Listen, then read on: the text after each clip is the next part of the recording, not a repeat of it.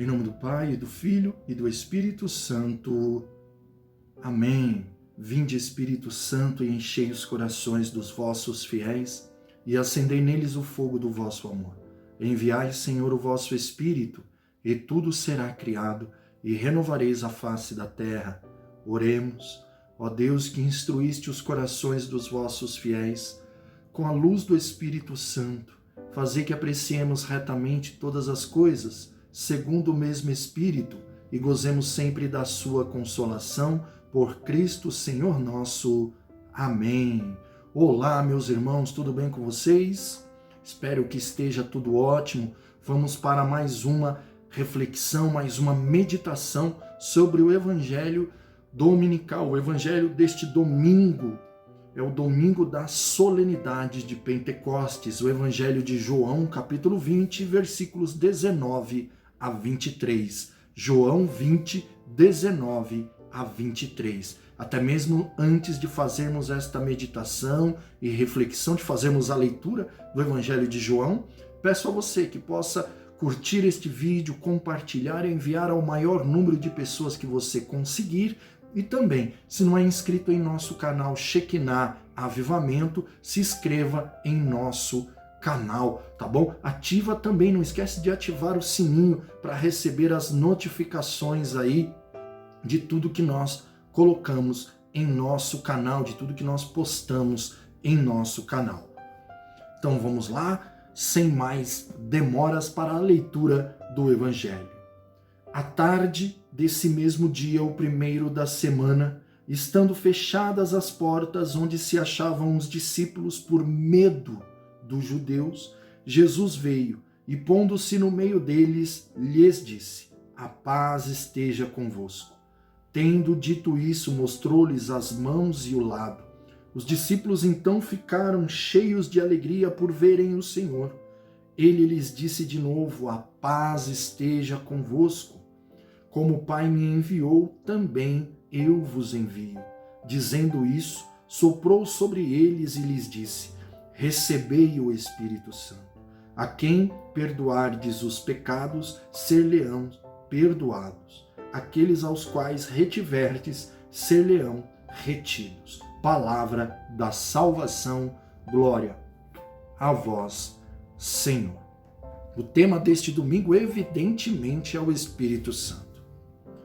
Onde nós vamos entender no vídeo de hoje, eu até convido você a ficar até o final, um pouco mais sobre o contexto da leitura deste Evangelho. Vamos entender também sobre Pentecostes, o Espírito Santo, e a partir de Pentecostes entramos no tempo da igreja. Vamos entender também sobre o tempo da igreja. Então fique até o final. Vou fazer citações aqui de muitos autores: Raniero Cantalamessa, Frei Elias Vela, da Beata Helena Guerra, chamada por Dom Bosco Pena de Ouro.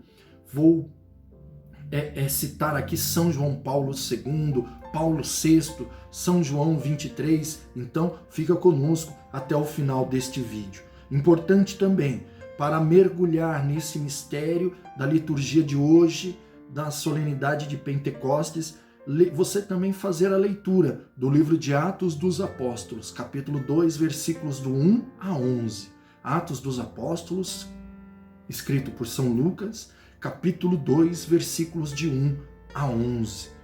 Então, como eu vinha dizendo, o tema deste domingo é o Espírito Santo, dom de Deus para todos os homens. Dom de Deus àqueles que creem em Jesus Cristo. O Espírito que dá vida, que renova, que transforma, que auxilia, que santifica e auxilia a construir um mundo novo por homens novos. Olha só que lindo, né, que nos traz o Evangelho de hoje. Este texto nos coloca dentro do cenáculo.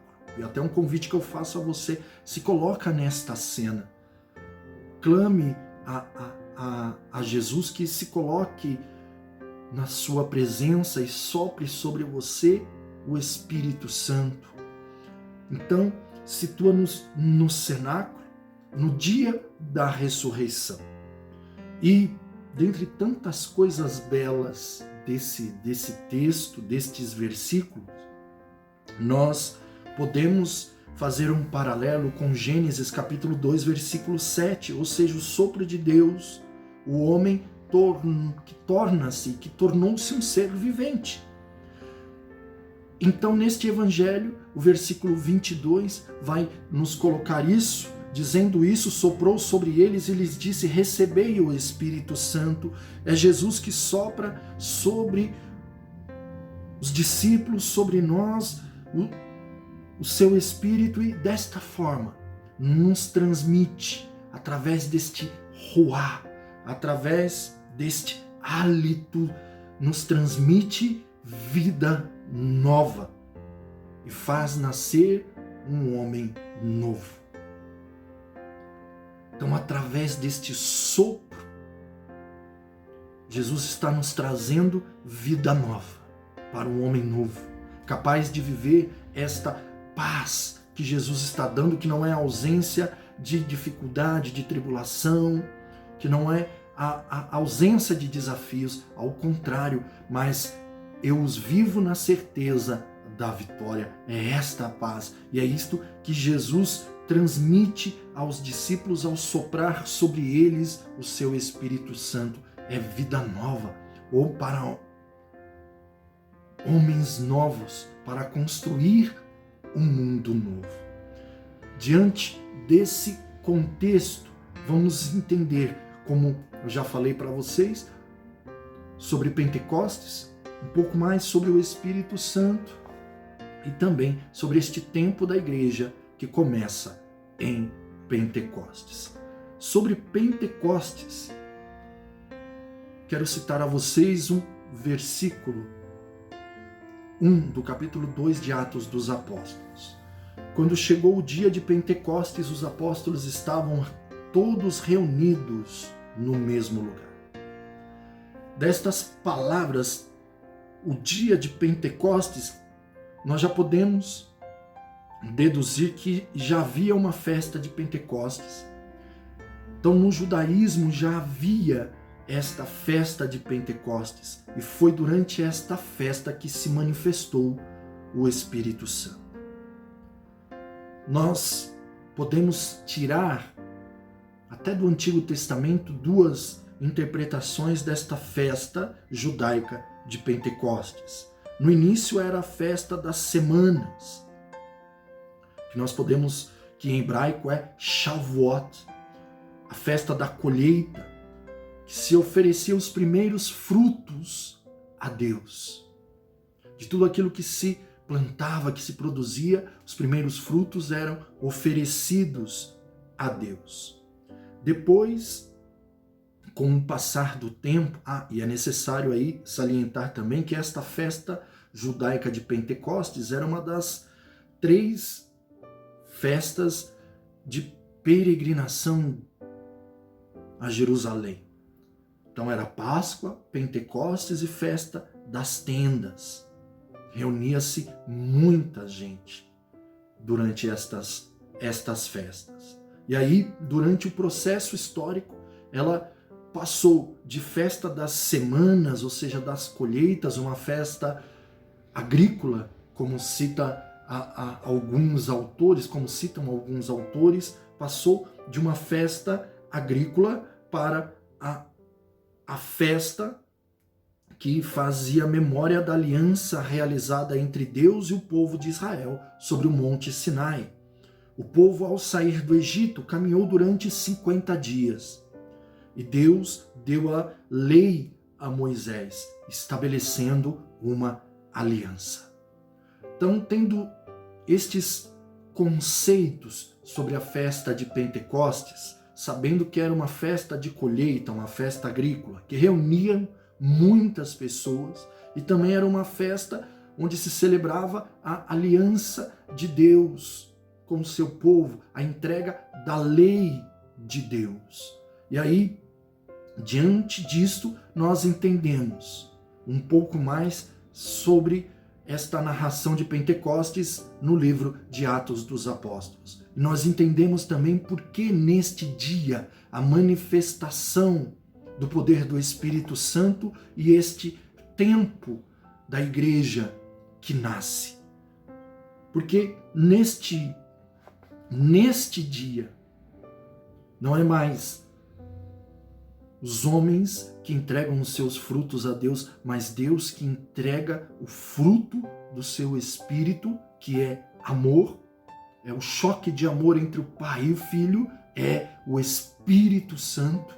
Então, é a entrega deste dom ao seu povo, que é o novo povo, a igreja. Este novo povo é a igreja. Então, é a entrega deste dom a este novo povo, que é a igreja. E também o próprio homem que se entrega a si mesmo, não só frutos do seu trabalho, mas também entrega-se a si mesmo, a Deus. O dom maior que nós podemos entregar a Deus, o fruto maior que nós podemos entregar a Deus é a nossa própria vida. E Deus nos dá a lei do Espírito Santo, que nos capacita a construir este tempo novo, chamado por Deus, ordenado por Deus. Então já falamos sobre os versículos de hoje, já falamos sobre Pentecostes, é preciso falar também sobre o Espírito Santo, que é a especificidade de hoje, né? É o que celebramos hoje, o Espírito Santo. É Senhor e dá a vida. Nós temos desta forma no credo niceno-constantinopolitano, é Senhor e dá a vida. E como diz a passagem de João, capítulo 7, versículo 39, né? Quem tem sede, vem a mim e beba. Quem crê em mim, como diz a Escritura, do seu seio fluirão rios de água viva. E ainda o evangelista explica, Jesus dizia isso referindo-se ao Espírito Santo, ao Espírito que haveriam de receber os que nele acreditassem. O Espírito Santo é Deus com o Pai e o Filho. É essa misteriosa força. É um Deus misterioso, porque não tem rosto como Cristo. Não tem uma imagem associada como Pai, Deus, Pai. Então, realmente ele é mistério. Ele é sutil. Agora, não há mal algum em termos de dificuldades em entender, afinal de contas é mistério. Mas nós não podemos esquecer jamais que ele é Deus. O fato de não entendê-lo, de não entender sobre este Deus, Espírito Santo, não é motivo para o relegarmos a segundo plano, desprezarmos e rejeitarmos. Se nós entendermos que Espírito, da nomenclatura, né? Espírito Santo, Espírito é a sua essência. E aquilo que ele é Deus. E santo da sua ação, daquilo que ele produz, daquilo que ele faz, nós entendemos melhor sobre este Deus misterioso, ou seja, Deus que nos santifica, nos capacita para a lei, para viver esta aliança com Deus, na fidelidade aos mandamentos, aos ensinamentos de Deus, nesta nova aliança que Deus constitui conosco. no Espírito Santo, nós conseguimos realizar e cumprir aquilo que Jesus mesmo disse: farão as obras que eu faço. Sereis minhas testemunhas.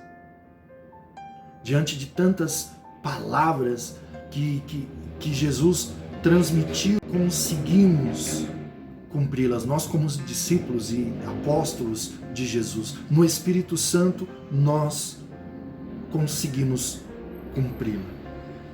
Como diz São João Paulo II, esta fé professada ininterruptamente pela Igreja precisa ser incessantemente reavivada e aprofundada na consciência do povo de Deus. Ou seja, o Espírito Santo não pode ser relegado. Nós temos uma grande apóstola do Espírito Santo, que é a Beata Helena Guerra, que em 1895 escreveu uma carta ao Papa Leão XIII, escreveu uma carta ao Papa Leão XIII, desculpe-me porque eu estou aqui ajeitando o escrito da Beata Helena Guerra e falando a vocês, mas essa apóstola do Espírito Santo, ela pedia isso, para que o Espírito Santo não fosse esquecido, e ela escreve em uma das cartas, na primeira carta, que os cristãos retornem ao Espírito Santo para que o Espírito Santo retorne a nós. E desta forma bata o domínio do demônio e nos conceda a renovação da face da terra. E ela escreveu 13 cartas ao Papa Leão XIII, até que o Papa, podemos dizer assim, fosse tocado por estes escritos da Beata e promulgasse um documento chamado Divinum Illude Munus, o primeiro documento que fala sobre a missão e a pessoa do Espírito Santo. Justamente para que o Espírito Santo não fosse relegado a segundo plano, entre aspas, como um deusinho, e não fosse esquecido, mas fosse incessantemente reavivada esta fé pelo povo de Deus. Paulo VI também vai dizer, logo depois do Concílio Vaticano II, ele escreve algo que é importantíssimo para entendermos esta fé que devemos ter no Espírito Santo e contar sempre com esse auxílio divino. Mas que nunca a Igreja e o mundo precisam que o milagre de Pentecostes, onde o Espírito foi dado para uma nova e eterna aliança, para homens novos, para construírem um mundo novo.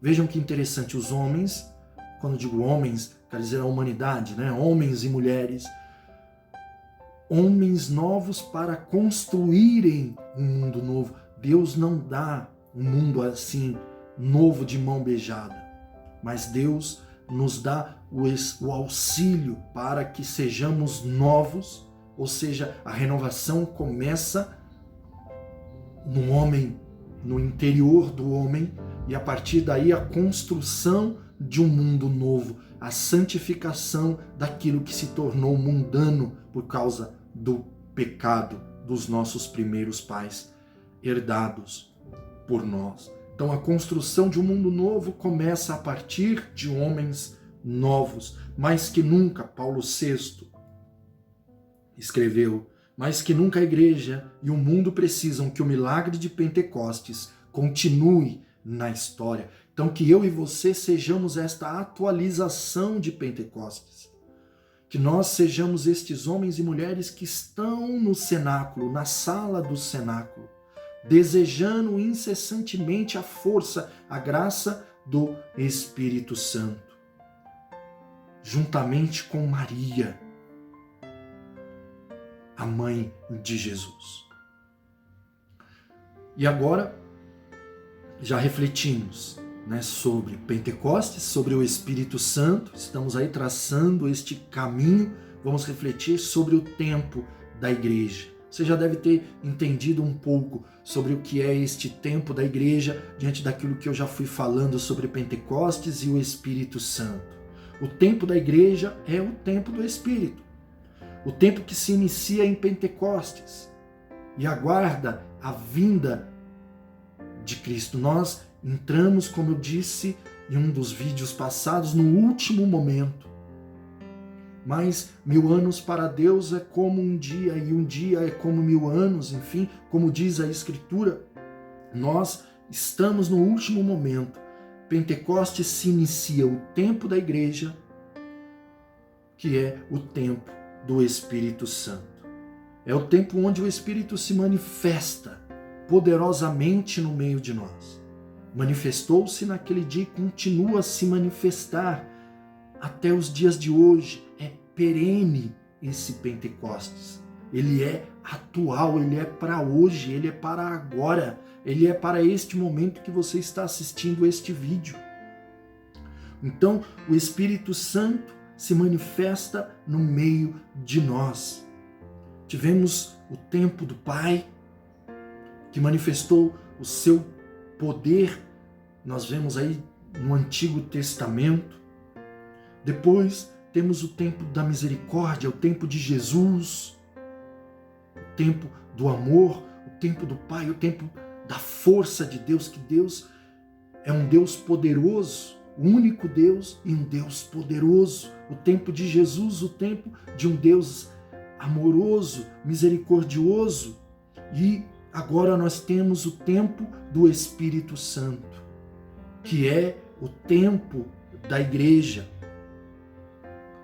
E este Espírito Santo, para fazer frutífero este tempo da igreja, manifesta-se em mim e em você. Então, não é nenhum absurdo dizer que este tempo da igreja é o nosso tempo, o meu e o seu tempo, o tempo da nossa contribuição, assim como os apóstolos, os mártires, os santos deram a sua contribuição.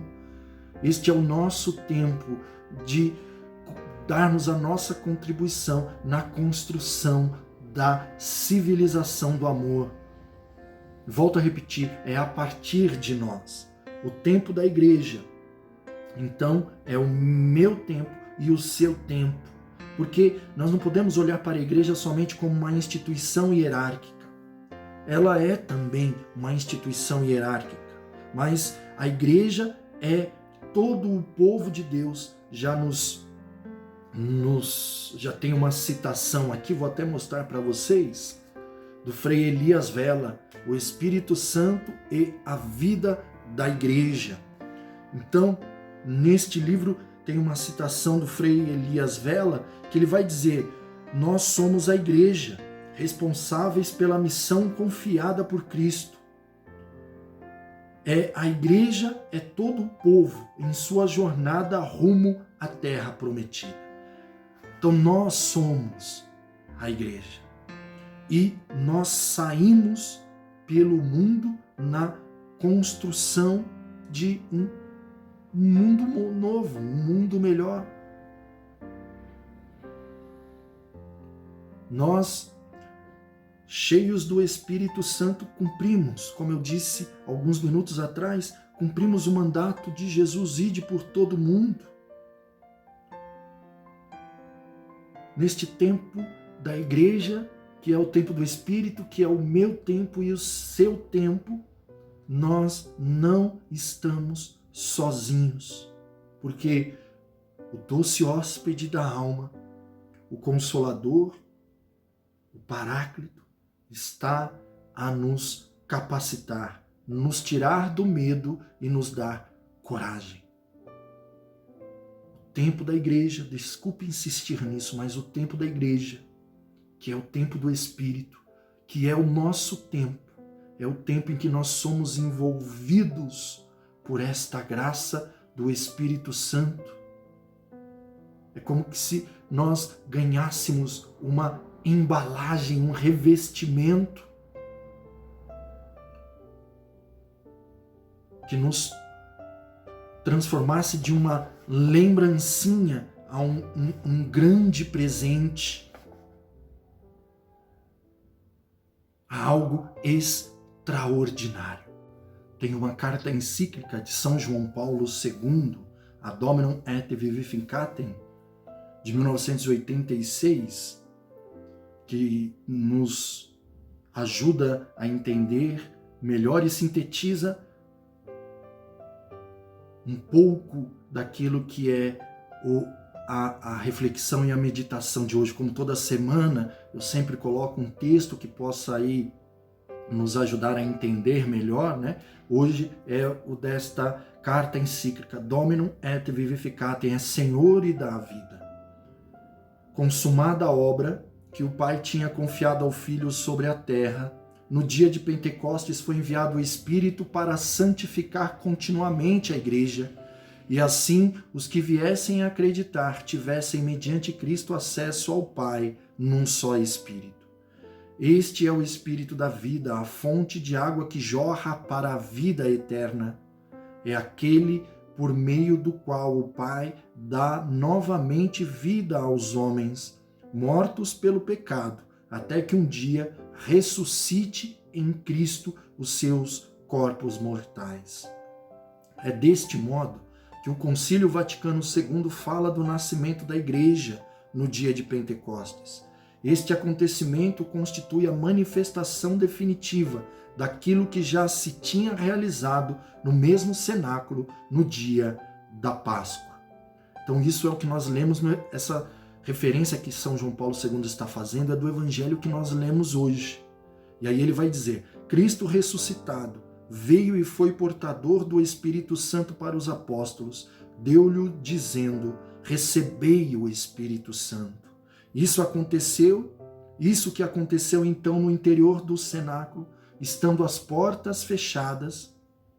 Mais tarde, no dia de Pentecostes, viria a manifestar-se publicamente diante dos homens. Então nós temos um Pentecostes particular, podemos dizer assim, privado, e depois o Pentecostes, essa manifestação pública, ou seja, dando a noção da universalidade daquilo que Deus está construindo, deste povo novo para construir um mundo novo, uma nova aliança com Deus. Abrem-se as portas do cenáculo, olha que lindo que vem agora. E os apóstolos dirigem-se aos habitantes e peregrinos que tinham vindo a Jerusalém por ocasião da festa para dar testemunho de Cristo com o poder do Espírito Santo. Dar testemunho de Cristo com o poder do Espírito Santo. Com a vinda do Espírito, eles, os apóstolos, sentiram-se capazes de cumprir a missão que lhes fora confiada, sentiram-se cheios de fortaleza. Olha que lindo isso que São João Paulo II traz a nós. Aqueles que estavam amedrontados, aqueles que estavam acuados no Espírito Santo, sentiram-se capazes de anunciar a missão, de levar adiante, de levar a cabo a missão que lhes fora confiadas por Cristo. Sentiram-se cheios de fortaleza, ou seja, fortalecidos pelo próprio Espírito Santo. E aí, com este Espírito Santo, eles davam testemunho de Cristo. Ou seja, não deixavam, diante dos obstáculos, das dificuldades, das perseguições, não deixavam de dar testemunho de Cristo. E isto não ficou somente com os apóstolos, isto é para nós nos dias de hoje. Nunca haverá evangelização, já nos ensina Paulo VI, nunca haverá evangelização sem a ação do Espírito Santo. Portanto, voltemos, como diz a beata Helena Guerra, o nosso coração ao Espírito Santo e o clamemos sem cessar. E aí, eu termino com uma oração de São João 23, na convocação para o Concílio Vaticano II. Renova em nossa época os prodígios como em um novo Pentecostes e concede que a Igreja, santa, reunida em unânime instante oração junto a Maria, Mãe de Jesus, e guiada por Pedro, difunda o reino do Divino Salvador, que é o reino da verdade, de justiça, do amor e da paz. Assim seja. Então, nos unamos em oração e clamemos incessantemente a força do Espírito Santo. Em nome do Pai, e do Filho, e do Espírito Santo. Amém.